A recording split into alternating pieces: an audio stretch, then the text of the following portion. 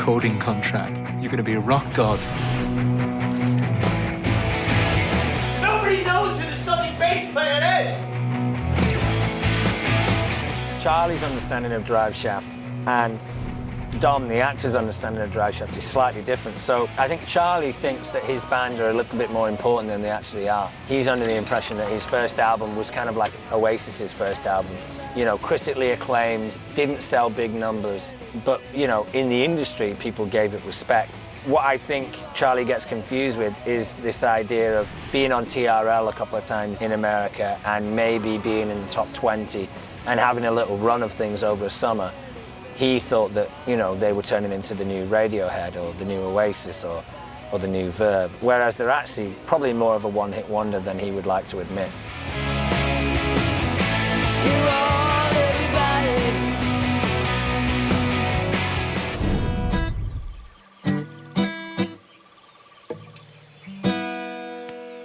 I based Charlie initially with his mood.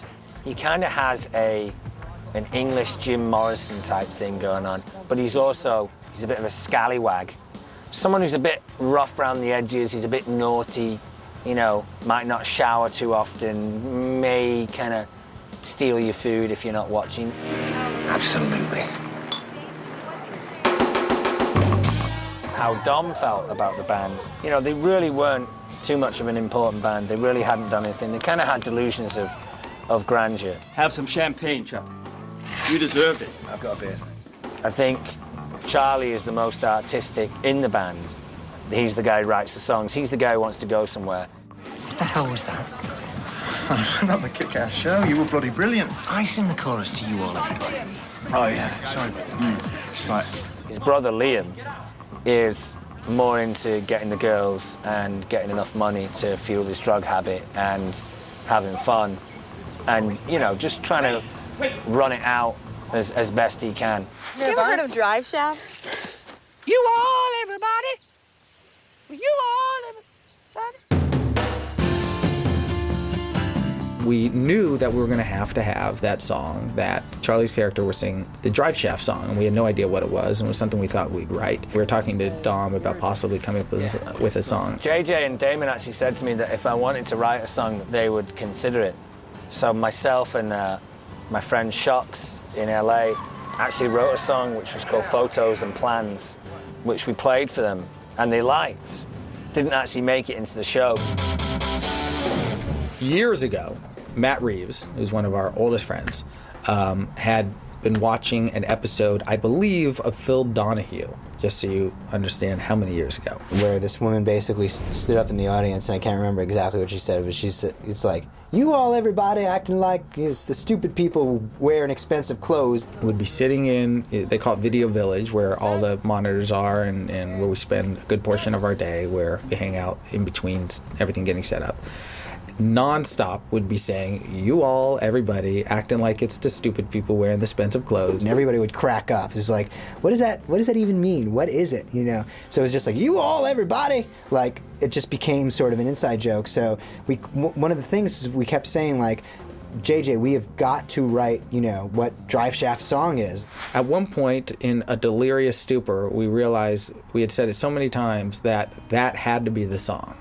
And on the spot, with Don, our script supervisor, we wrote down all the lyrics of You All Everybody. Then on the day that we were shooting, Charlie and Kate and Jack walking up, and Charlie first starts humming it to himself, and Kate's like, where do I know that song from? You know, that was the day that the sort of melody was generated. JJ, like, kind of hummed a tune to it. JJ was just sort of sitting, goes, you all, everybody. You all, everybody. He's like, just do that, you know, and that was it. I based the voice in the pilot on when Prince puts on his female voice for when he sings, like, If I Was Your Girlfriend on Sign of the Times. He kind of affects this female voice. And Beck does it as well. You all, everybody! You all, everybody! So I just thought, well, I'll have a laugh because I don't really know what this song's going to be, so I may as well do the harmonies, which is why it became this, you all, everybody, which actually isn't, you know, what it eventually became in episode 5, The Moth.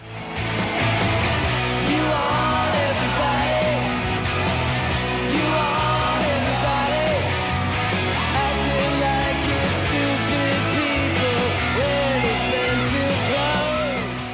just took the exact lyrics from that talk show and turned it into a song. We gave it over to this songwriter called Jude.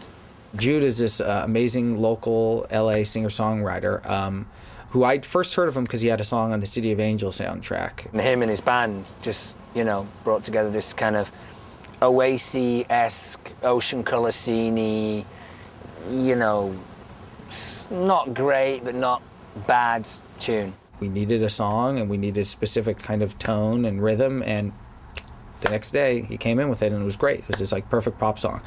So we knew if we wanted a catchy song, Jude was the guy to go to.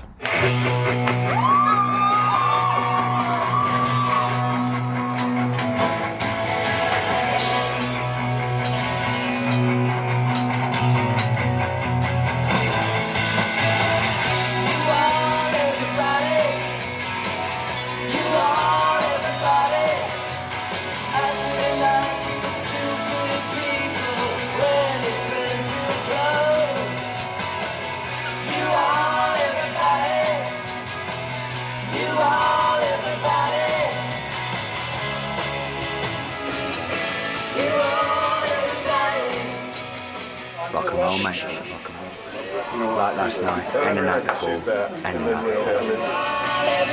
before.